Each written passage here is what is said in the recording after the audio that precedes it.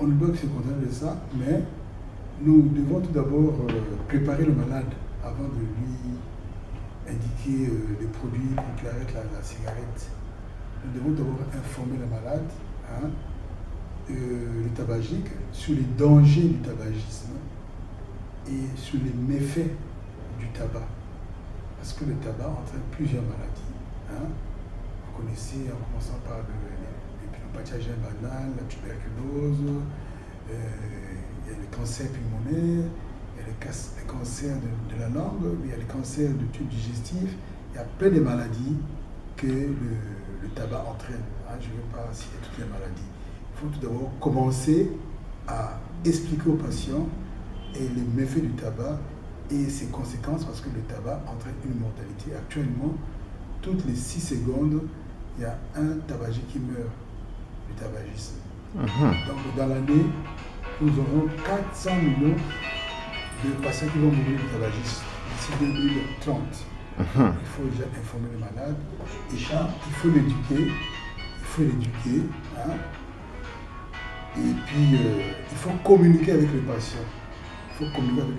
C'est-à-dire quoi? C'est-à-dire, nous devons utiliser les médias, à l'aide de la télévision, à l'aide de la radio, à l'aide des journaux. Nous devons faire des émissions pour que nous puissions expliquer aux tabagiques les méfaits du tabagisme. Et des personnels médicaux, c'est-à-dire le personnel médicaux et paramédicaux, doivent aussi intervenir dans cette lutte anti-tabac.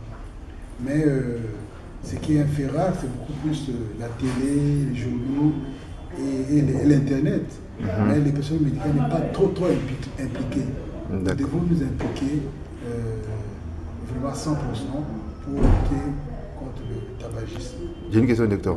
Est-ce qu'on a des chiffres au niveau, par exemple, de Pointe-Noire ou du Congo sur le tabagisme? Nous allons voir ça dans la deuxième question, dans la deuxième partie, parce que je n'ai pas encore fini. Ah, d'accord. Nous devons aussi communiquer en milieu scolaire, parce que c'est là où l'initiation s'est faite déjà, chez les petits enfants, et nous devons aussi communiquer. Au milieu du travail, nous devons communiquer chez les transporteurs, les transporteurs chez les chauffeurs de bus, les chauffeurs de taxi, parce que sur un film, on doit aussi voir les commerçants au marché. Donc on a plein de trucs à faire. Maintenant, nous devons aussi normalement interdire de fumer dans les lieux publics aussi. C'est aussi une mesure répressive. D'accord. Parce que tu vois, il y a des gens qui fument dans les bureaux, il y a des gens qui fument à l'aéroport, il y a même des gens qui fument dans les lieux publics, nous devons l'interdire. Et nous devons aussi augmenter les prix du tabac pour décourager les tabagiques.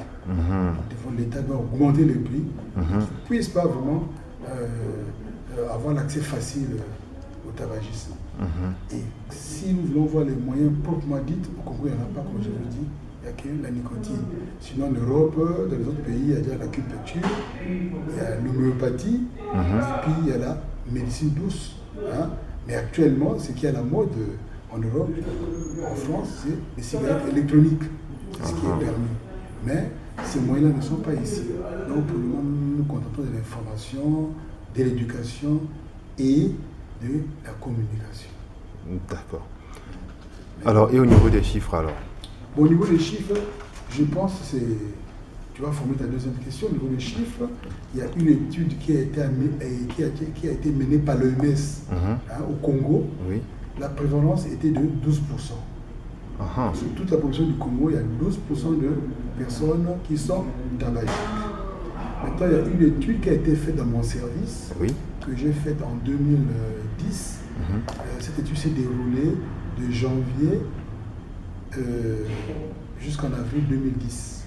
Donc, cette étude s'est déroulée pendant 4 mois. Nous avons répertorié 348 patients. Oui.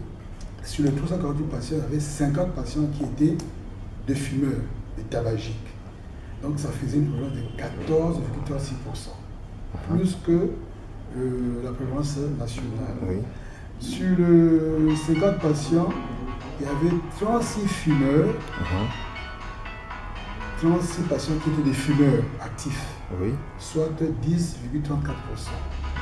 Et il y avait 14 qui étaient des ex-fumeurs, qui avaient arrêté de fumer il y a 2 ans. Donc ça représentait une prévalence de 4,02%. Et il y avait 298 patients qui ne fumaient pas dans cette étude. Mais le sexe dominant, c'était le sexe masculin. D'accord. Soit un pourcentage de 84%. Et puis l'âge qui fumait beaucoup, la tendance qui fumait beaucoup, c'était entre 40 et 49 ans. Entre 40 et 49 ans. 49 ans. On croyait que c'était plus les jeunes. Non, pas plus les jeunes. Dans mon étude, il y avait plus des adultes. Ceux qui sont venus ici. Donc, il y avait 40 et 49 ans. Cette étude s'est déroulée à l'hôpital. D'accord. Tu comprends, non? Maintenant, ceux qui fumaient le plus, c'était les manœuvres. Soit 52% d'études, soit 52% de cas. Et le niveau d'études, c'était déjà qu'ils ne sont pas partis loin dans leurs études. Un niveau primaire, soit ils n'étaient pas à l'école, soit ils ont atteint le collège. Ils étaient plus de 50%. Bon. Maintenant, les raisons qui faisaient que les gens fument dans notre étude, c'était le mimétisme. C'est-à-dire que les gens voulaient faire comme les autres. Ça représentait 44%. Et la curiosité représentait 22% des cas. Et puis l'âge de cessation était très précoce. Les gens commençaient à fumer à partir de 11 ans. Oula. Donc de 11 à 20 ans, nous avions 54% des tabagiques qui avaient commencé à fumer pendant, à partir de 11 à 20 ans. Je ne sais pas si tu as d'autres questions à me poser. Non, ça va. Sinon, je quand on a fait cette étude-là, et quand on a demandé aux patients, voulez-vous arrêter? On a eu 82% de malades qui voulaient arrêter. 90%. 82%. 82%. En tout cas, moi, si je suis guéri, je ne fumerai plus.